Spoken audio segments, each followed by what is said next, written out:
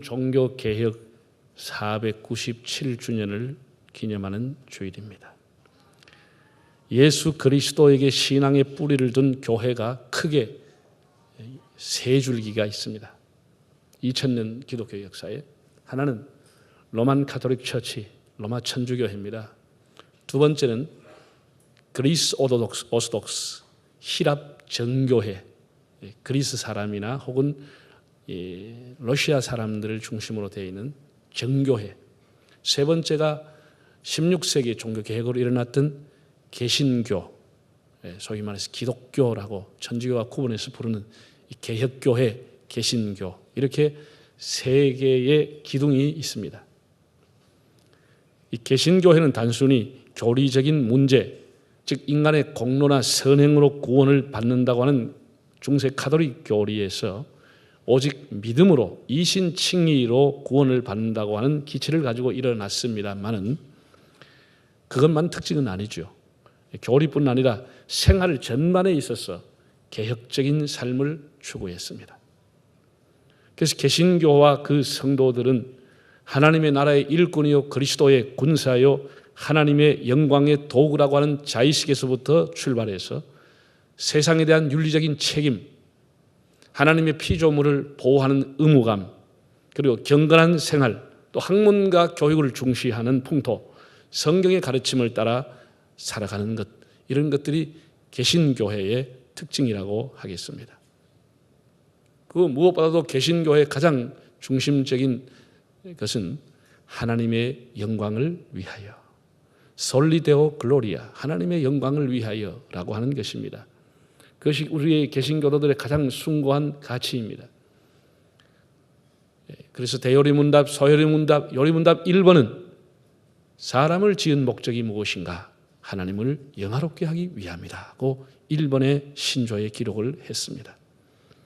그러나 오늘의 교회를 돌아보면서 한 500년이 흘렀습니다. 우리 한국교회가 130년이 흘러왔습니다. 과연 개신교회들이 개혁자들이 추구하던 그 신앙의 정신과 개혁 정신을 그대로 갖고 있는지를 반문하지 않을 수 없습니다. 교회는 생명의 유기적인 생명체입니다. 생명체. 생명이라고 하는 것은 살아있기 때문에 항상 변합니다. 과거는 긍정적이요 희망이었는데 지금은 부정적이다. 살아있기 때문에 바뀔 수가 있는 것이죠. 그러나 다시 일어나면은 교회 영광을 회복할 수 있다고 하는 게 살아있다고 하는 것의 특징입니다. 그것은 우리의 기대입니다. 그러나 우리가 회개하지 않고 그대로 살면은 예루살렘 성전같이 영영 사라질 수도 있습니다. 사회로부터 퇴출되기 전에 우리가 정신을 차리고 개혁의 정신을 오직 하나님의 영광을 위해서 헌신하고자 하는 그 개혁교회의 특징을 회복해야 되겠습니다. 오늘 이제 본문으로 돌아가서 하나님은 사울을 왕 삼으신 것을 후회하셨다고 했습니다. 하나님도 인격적인 하나님이시기 때문에 감정을 갖고 있습니다. 인격자는 감정을 갖고 있습니다. 하나님은 질투한 하나님이라고 스스로 말씀을 했습니다. 하나님은 매우 이 일에 대해서 슬퍼하시고 마음 아파했습니다. 사무엘 역시 뒷마당에서 들려오는 이 소리가 대체 무슨 소리냐고 사울 왕을 면전에서 추궁했지만 그도 마음이 아프고 근심이 됐습니다. 이 나라가 어떻게 될까? 하나님이 사울 왕을 어떻게 정말 그렇게 처치하실까? 많은 근심이 됐겠죠. 성경은 15장에 이어서 16장이 바로 나오지만은 그 행간에 우리가 짐작해 보면은 여러 날 사무엘이 슬퍼하며 근심했습니다. 하나님 드디어 사무엘에게 이렇게 말씀했습니다. 네가 언제까지 슬퍼하겠느냐? 일어나 베들레헴 이새의 사람으로 가서 거기서 내가 한 왕을 보았느니라. 지난 성경에 보면 내가 거기서 한 왕을 예선하였느니라. 하나님이 예선해 놓은 사람이 있다고 말씀을 했습니다. 여러분 잘 들으세요. 사람은 가도 하나님의 일은 계속됩니다. 이게 하나님의 뜻입니다. 사울이 없다고 해서 이스라엘 역사가 중단되는 게 아닙니다. 하나님의 진리가 중단되는 것은 아닙니다. 사람은 가도 하나님의 일은 계속됩니다. 1절과 3절에 나온 내용을 다시 한번 우리 읽어보겠습니다. 여호와께서 사무엘에게 이르시되 내가 이미 사울을 버려 이스라엘 왕이 되지 못하게 하였거늘 네가 그를 위하여 언제까지 슬퍼하겠느냐. 너는 뿔에 기름을 채워가지고 가라. 내가 너를 베들레헴 사람 이새에게로 보내리니 이는 내가 그의 아들 중에서 한 왕을 보았느니라 하시는지라. 3절요. 이새를 제사에 청하라. 내가 네게 행할 일을 가르치리니 내가 네게 알게 하는 자에게 나를 위하여 기름을 부을지니라. 하나님께서 이새의 아들을 한 사람을 선택해 가지고 무엇이라고 그를 선택했느냐? 나를 위하여 기름을 부을지니라. 다윗을 위하여서 이스라엘 백성을 위해서가 아니고 하나님은 분명히 다윗이라고 하는 사람을 선택하는 이유를 밝혔습니다. 나를 위하여 그에게 기름을 부을지니라. To anoint for me. 나를 위해서 기름을 부어라. 여기 사용하는 히브리 원어에 전치사 리라고 하는 단어가 있습니다.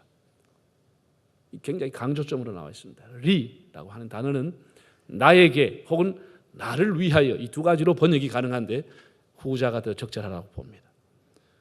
리, 나를 위하여 그에게 기름을 부을지니라.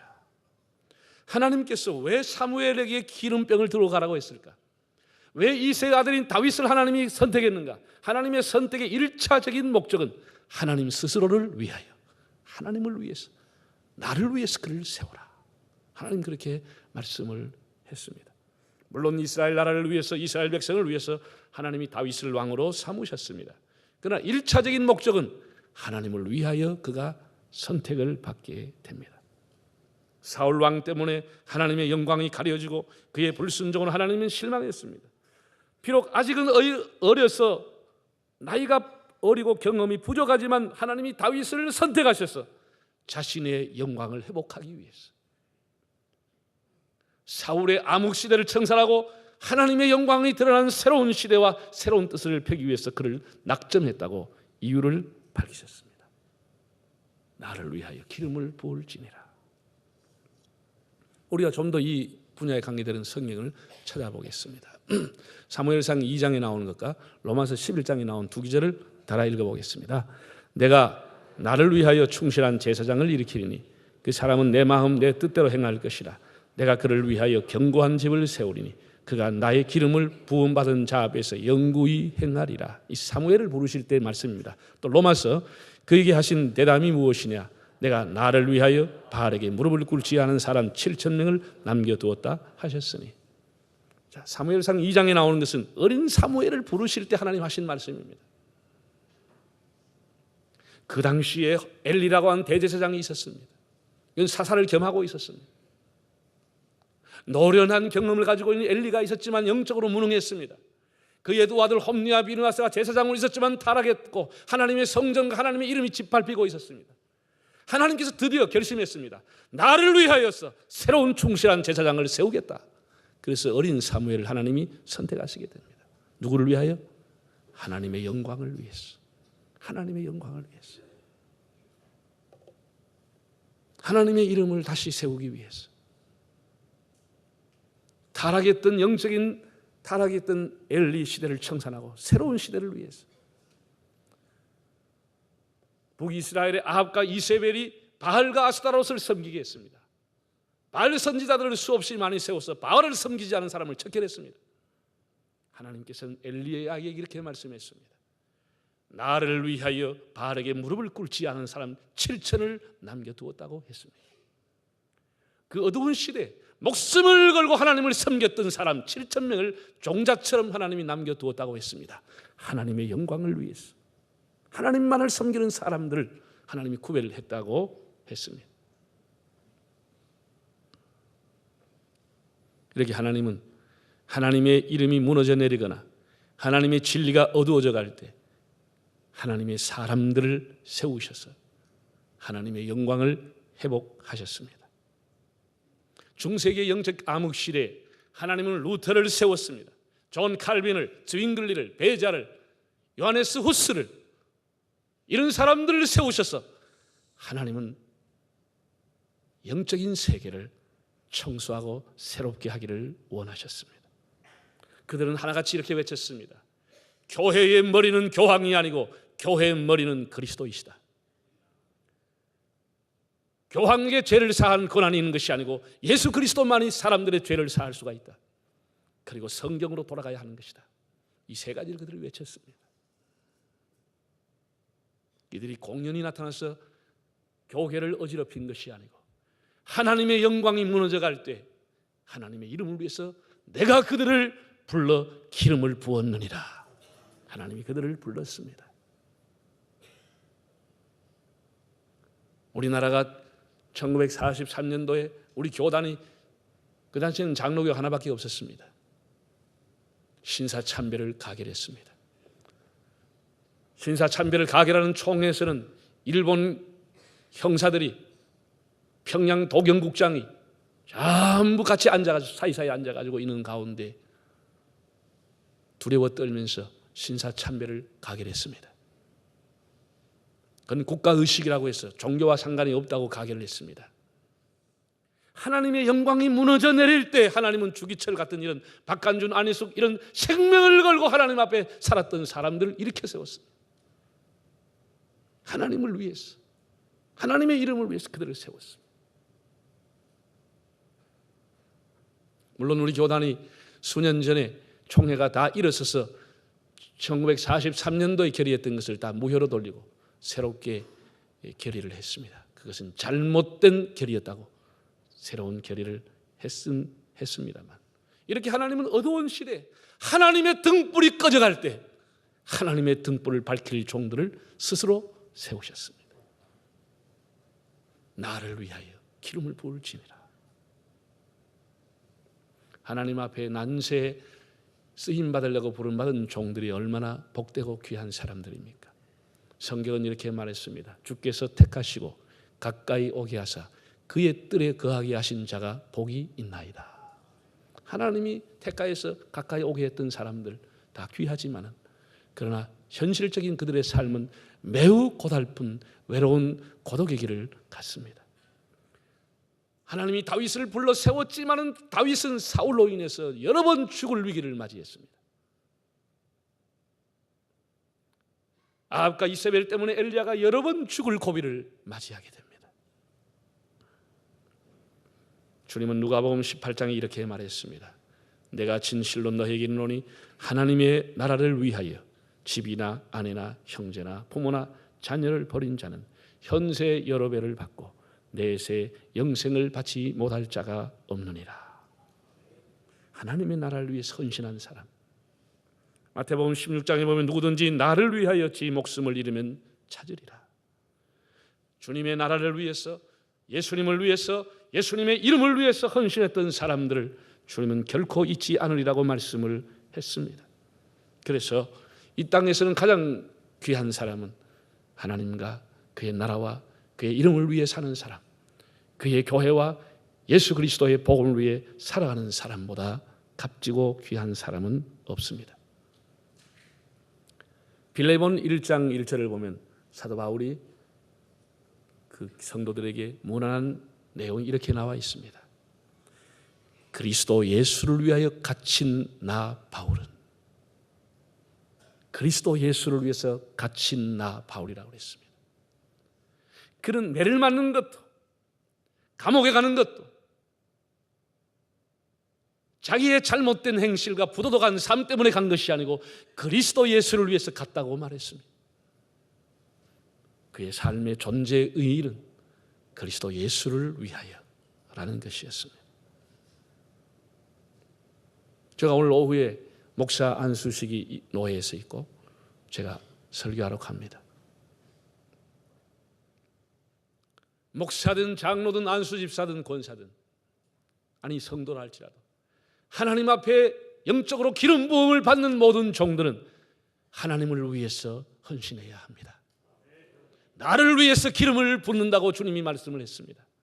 우리가 1차적으로 하나님을 위해서, 하나님의 나라와 하나님의 이름과 하나님의 영광을 위해서 헌신을 해야 합니다.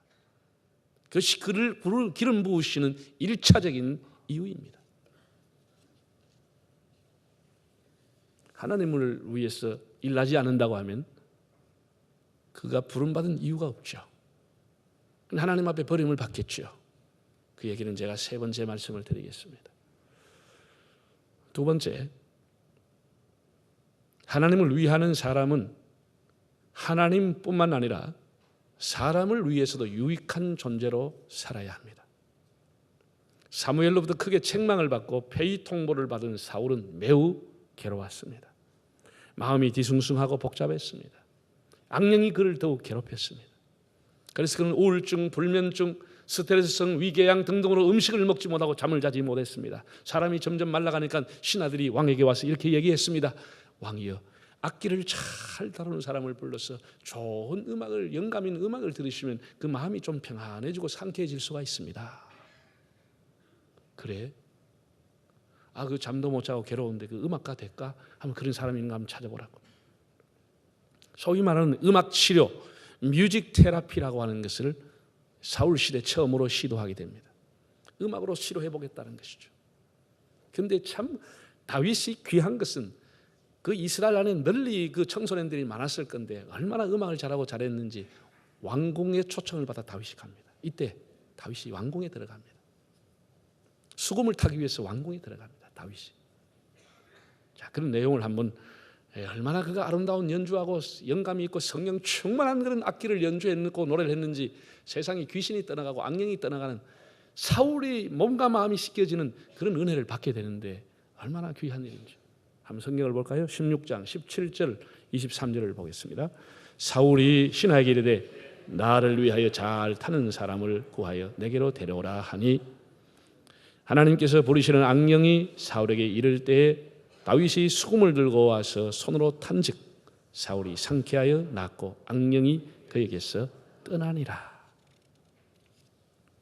다윗은 이렇게 하나님을 위해서도 귀하지만 사람을 위해서도 귀한 존재로 쓰임을 받게 됩니다. 사람의 영혼과 마음을 치료해 주는 사람, 사람에게도 꼭 필요한 사람이 되는 것이죠. 우리 그리스도의 사람들은 하나님께 영광을 돌릴 뿐 아니라 우리의 삶의 현장에서 사람들에게도 참 귀한 존재로 유익을 주는 존재로 살아야 합니다. 우리는 성찬식을 앞에 두고 가룟 유다라고 하는 사람을 생각하게 됩니다. 가룟 유다가 어떻게 살았죠? 하나님에게도 무익한 존재가 되고 사람에게도 쓸모없는 존재가 됐습니다. 예수님은 오시기면 이렇게 말했겠습니까? 이 사람은 차라리 태어나지 않는 것이 더 좋을 뻔하였느니라. 세상에 그런 인사가 어디 있습니까?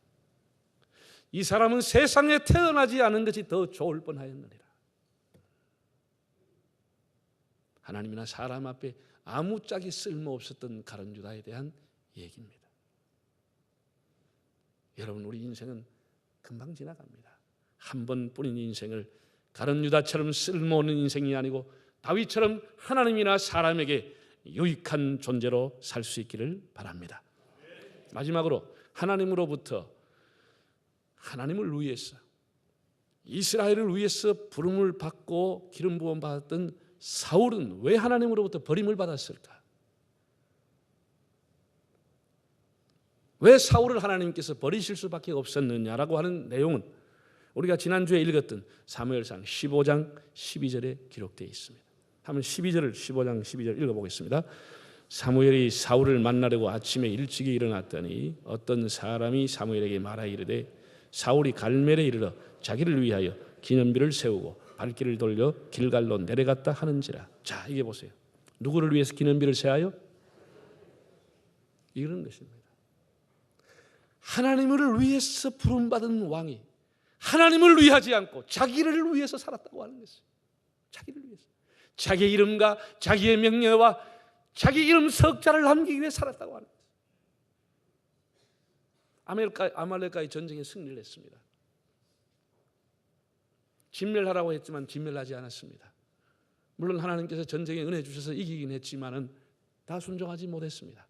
하나님이 애석해 하고 사무엘 선지자도 철회하면서 이 일을 어떻게 할까 기도하고 있는데 자기가 한 일은 뭐 했습니까? 갈멜로 혼자 가가지고 거기 가서 기념비를 갖다 세웠습니다. 성전비를 세웠습니다. 성전비를. 자기 이름, 자기 영광을 위해서. 하나님이 버릴 수밖에 없죠. 여러분, 지난날 기념비를 세웠던 사람이 있습니다. 동일한 시대의 사람이지만 사무엘이라고 하는 사람은 전쟁에 승리한 이후에 어떻게 했지요? 큰 돌을 세워서 에베네셀, 하나님께서 우리를 도와주셨다, 하나님을 높이는 기념비를 세웠습니다. 후일에 어떤 자손이 이 돌이 무엇이냐 물을 때 하나님께서 우리 민족을 도우셨다고 하는 교훈을 위해서 하나님의 영광을 위해 그 돌을 세웠습니다. 하나님은 우리의 중심을 아십니다. 사울은 자기를 위해서 승전비를 세웠습니다. 뭘 잘했다고?